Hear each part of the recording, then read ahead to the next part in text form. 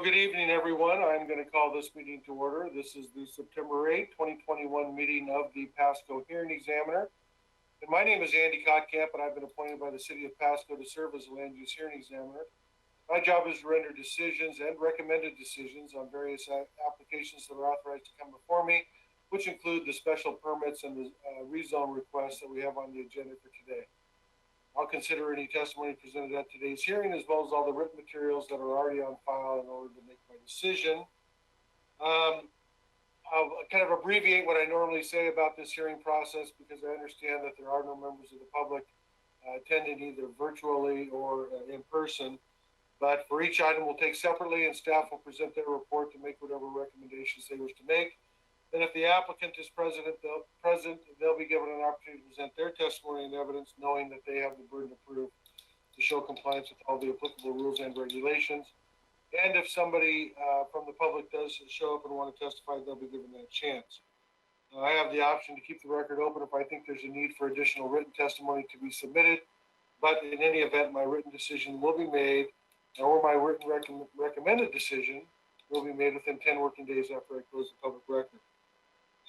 Now, except as provided by the Pasco Municipal Code regarding requests for reconsideration, my decision on the special permit items are final and conclusive, but they are subject to appeal.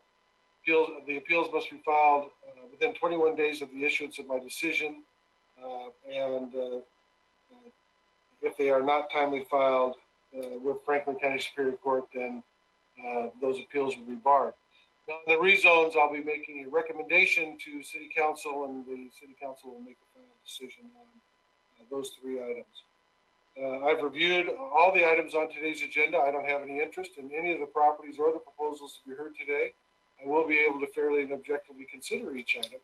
And then outside of receiving and reviewing the staff report for each item, along with all those attachments, which generally included the application materials and the noticing documents, there are some site plan drawings and agency comments. Other than receiving and reviewing essentially the planning staff file, I've not had any communication regarding any of the items that are on today's agenda. So with those representations, if there's somebody in the audience that did come in and wishes to object to my participation as the hearing examiner, you need to state so at this time. And hearing none, we will turn to the first item on today's agenda. This is one of the special permit applications. This is an application by Arnold and Maria Ramos regarding the Ventura Event Center. This relates to a project on property located within the City of Pasco that is more specifically described in the staff report as well as in the application materials. And for the record, I will admit into the record that staff report, all the attachments to the staff report, which included all the application materials, all the noticing documents, there's site plan drawings, there's photographs. I'll admit all those items. Indeed, I will admit the entire planning staff file into the record at this time by this reference. And I presume turning this matter over to Mr. Adams for the staff presentation. Thank you, Mr. Examiner. As you mentioned, the first item is Special Permit SP 2021-013, Arnold and Maria Ramos. I'm requesting a special permit for the Aventura Event Center. This property is located on the northeast corner of 28th Avenue or South 28th Avenue and West Lewis Street. It's at 2799 West Lewis Street. It is zone C1, retail business, and the site is 1.61 acres. Applicant wishes to operate an event center in a C1 retail business zoning district. Some of the highlights of the report, based on the building permit diagrams submitted to the city, applicant intends to continue the bowling alley use along with the lounge, restaurant, and adding a proposed event center use. Based on Pasco Municipal Code 25.185.170 subsection 3, the four contemplated uses for the site would require approximately 147 parking spaces, and that's rounded up. Current on-site parking is approximately 79 spaces, which means that they would be 68 parking spaces short according to the the code. Also, according to Pasco Municipal Code 25.185.070, subsection 3, owners of 2 or more uses, structures, or parcels of land within 300 feet of each other may share the same parking or loading area when the hours of operation do not overlap. And so in this case, there are uses to the east and to the north that may have additional parking, available parking, assuming that the event center use was after hours, after business hours, they might be able to share parking spaces. The onus is upon the owner to make such arrangements. Staff also recommends a condition requiring parking not to be located across an arterial street. We have some very busy arterials to the south and to the west of the site. And so we would not want to increase the possibility of danger there. Those are the highlights for this report. So, Mr. Adams, could you flip back, at this point, 2 more screens? So I'm looking at this, the interior scene, their screen shot. There we go. So I see the bowling alley. I know that goes down below it. We have the restaurant in green and the lounge in purple. So the event center is what I see as a separate space. And I guess here's my question: is the parking based upon that size of the event center for the event center parking, or is it assuming that the full site is going to be used?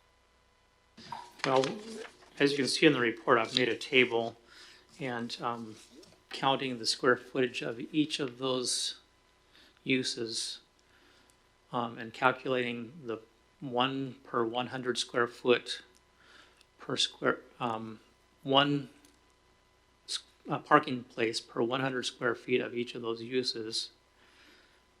You'd get 22 spaces for the restaurant, 12 for the lounge, 15.98 or 16 rounded up for the event center. And the bowling alley is calculated on a different formula. It's 24 lanes and 4 cars per lane, so 96. So they're all separate uses.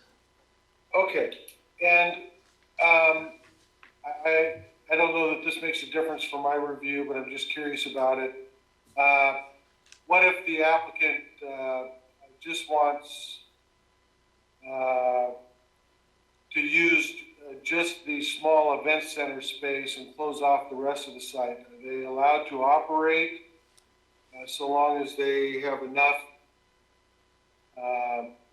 parking just for one of the uses, or for example, for the restaurant only? Can they just open for just one of the uses, or do they have to have parking for all the uses before they open? This calculation is based on all the uses together, additive. And I guess the reasoning behind that is that the event center wouldn't be a standalone in terms of an event. You'd have the wedding, and then you'd have the restaurant and the lounge available during that same time, even for the event. So they cannot begin bowling alley use until they have enough parking for all of the possible uses on the property. Is that right? That would be correct. Okay. All right. I don't have any further questions. Is there anything further from staff?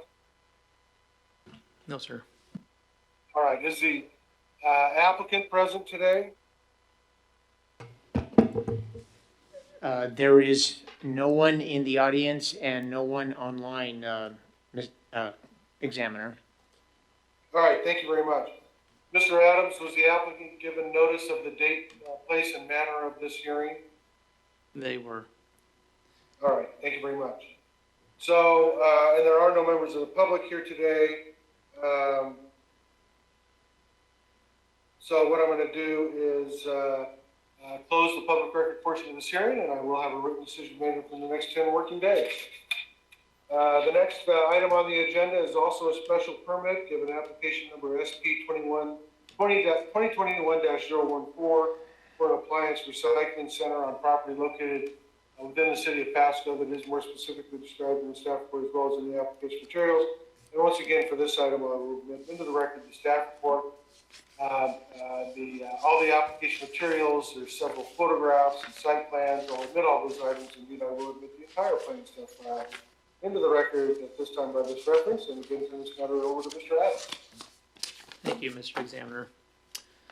Again, special permit 2021-014 for Emilio Saldana, requesting an appliance recycling use in I-1 Light Industrial Zoning District. As seen on the map, this use would be located at 925 South Maitland Avenue, which is south of the Railroad Roundhouse area. It is in a light industrial zoning district. It's approximately a half acre. And some of the highlights: the resource recovery facility use may be permitted in the I-1 zoning district upon approval of a special permit as provided in PMC 25.200. There was a patio cover permitted in 2004, and it was enclosed in 2012. And part of that permit, the landscape improvements were required.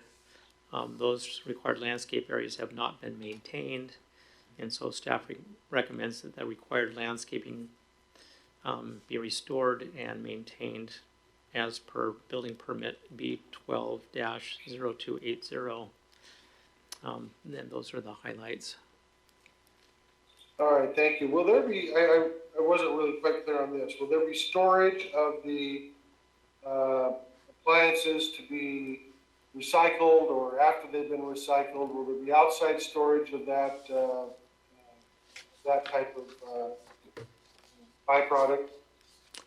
Applicant did not specify, but that is a possibility, yes. So that would be allowed by the municipal code? In that zoning district, yes. Okay.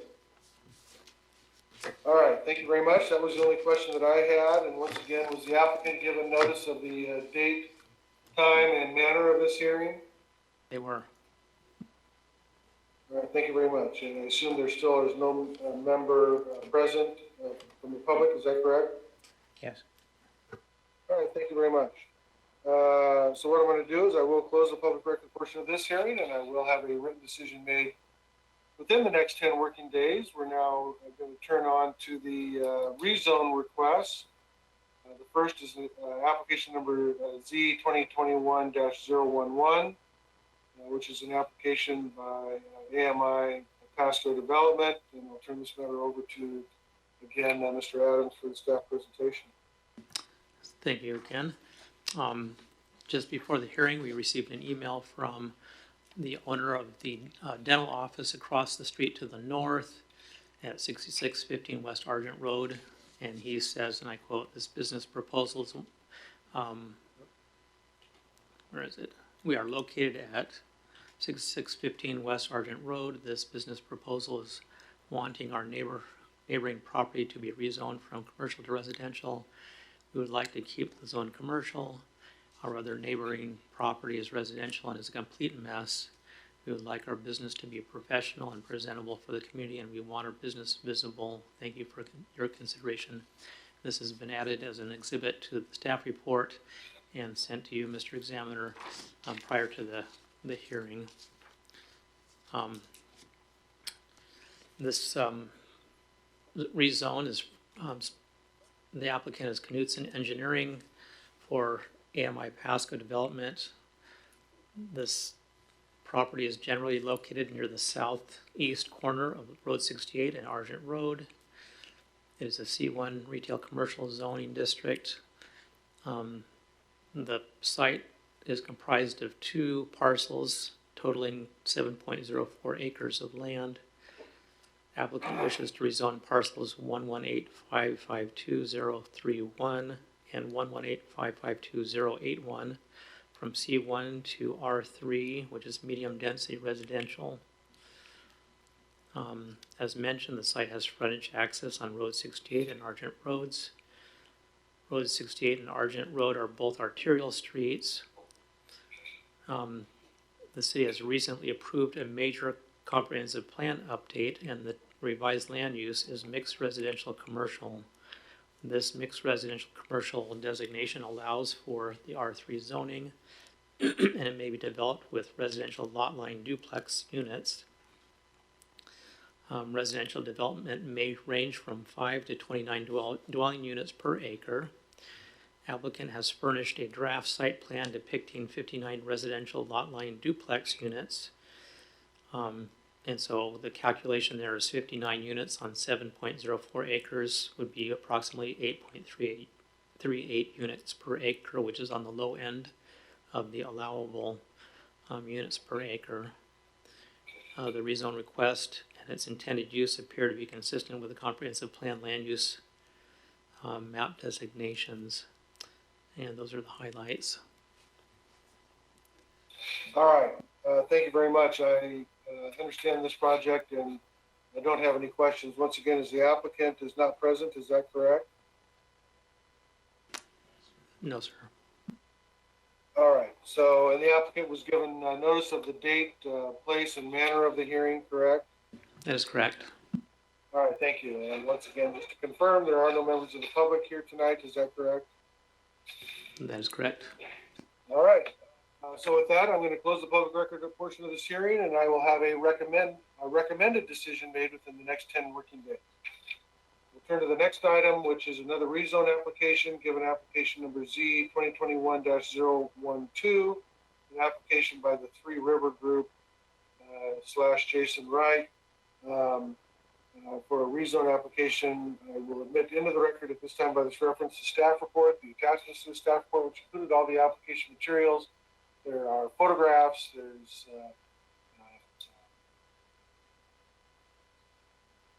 the site photographs, the application materials, the noticing documents. I'll admit all those items. Indeed, I will admit the entire planning staff file into the record at this time by this reference. And once again, turn this matter over to Mr. Adams. Thank you. Again, this is Z 2021-012. Applicant Jason Wright in behalf of Three Rivers Group. The location of this property is along the east side of Road 92, approximately 250 feet north of Santa Fe Parkway. This parcel happens to be adjacent to a previous rezone, the Z 2021-008 LFRE Fielding rezone that was approved on 8/16. Zone C1, 1.9 acres.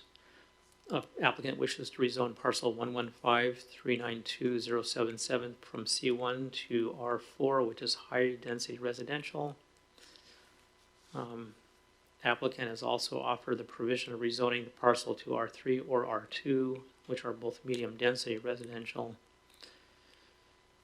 As mentioned in the last report, the city has recently updated the comprehensive plan. The revised plan designates the lot mixed residential commercial, which allows for R4 zoning. This site may be developed with townhouses at a density range from 5 to 29 dwelling units per acre. In this case, applicant anticipates constructing approximately 15 townhouse units on the site. 15 units on 1.9 acres would be approximately 7.89 units per acre, which again is at the low end of the allowable density for this area. And those are the highlights for this report. All right, Mr. Adams, thank you very much. Once again, the applicant is not present, is that correct? That is correct. And the applicant was given notice of the date, place, and manner of the hearing, correct? That is also correct. All right, thank you very much. And there are no members of the public that have joined us, is that correct? Correct. All right, so I will once again close the public record portion of this hearing, and I will have my written recommended decision made within the next 10 working days. And now jumping down to the last item on the agenda, this is also a rezone application, given application number Z 2021-013, an application by Mark Bretz of Liberty Lake Properties LLC for a zone change on property located within the city of Pasco, that is more specifically described in the staff report as well as in the application materials. And once again, I will admit into the record that staff report, the application materials, the photographs that have been submitted, the aerial photographs, admit all those items. Indeed, the entire planning staff file is admitted into the record. And I'll turn this matter over to Mr. Adams for the final staff presentation. Very good. Again, this file number Z 2021-013. This is Mark Bretz in behalf of Liberty Lake Properties LLC for Blue Dog RV. This property is located near the northwest corner of Chapel Hill Boulevard and Road 100, about 200 feet south of the I-182 interchange. This property approximates 13.49 acres. Applicant wishes to rezone the parcel from C1 to CR, which is regional commercial, in anticipation of locating an RV sales and service center on the site. The city has recently approved, again, a major update to its comprehensive plan, and the revised land use element designates this area as mixed use interchange. The mixed use interchange designation allows for the mixed use interchange, or MUI zoning, and mixed use interchange may be developed with commuter services, technology and resource, business parks, office and retail uses. As the comprehensive plan has recently been approved, the new MUI zoning designation has not yet been defined and adopted into Pasco Municipal Code. As such, the CR zoning is the closest available approximation of the MUI zone. As per PMC 25.105.010, the CR zoning commercial district is established to provide a district which is the primary land use, in which the primary land use is for commercial and service uses to serve the needs of people living in the entire region. Excuse me.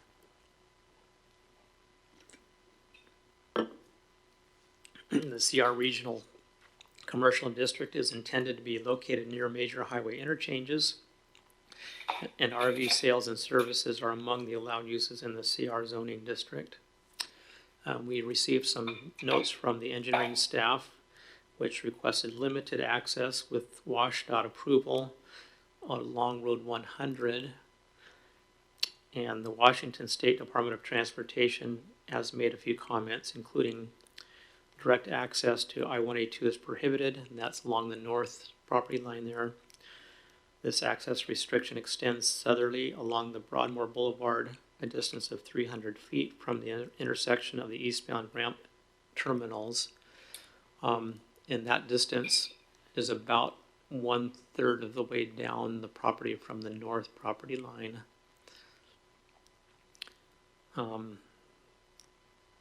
Also, WashDOT recommends the city require the proponent to contribute toward the city of Pasco's planned improvements to the interchange in proportion to their impact.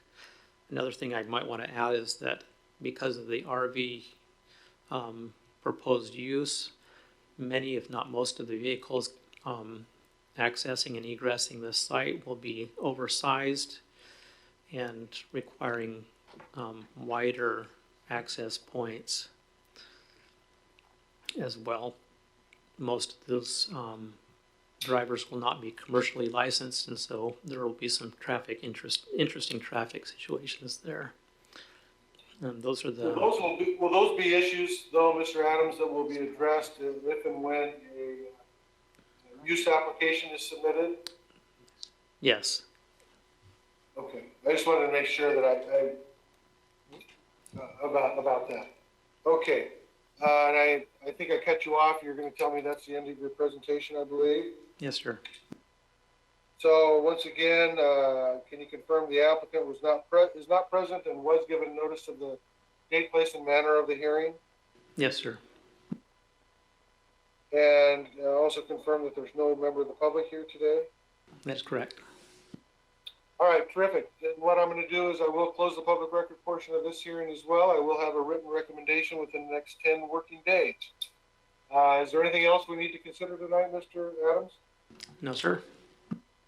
So then what I'm going to do is I'm going to adjourn this September, whatever we're at, the September 8th hearing of the Pasco Hearing Examiner. I appreciate everybody joining us today, and have a good weekend. Mr. Adams, I am leaving on vacation for a week starting Friday. So my goal is to work on these a little bit tonight and all day tomorrow and have them sent to you by the end of the day tomorrow. Very good. Thank you. All right, you're welcome. Thanks, All right, Andy. this meeting's adjourned. Have a great week. Take care. Thank you.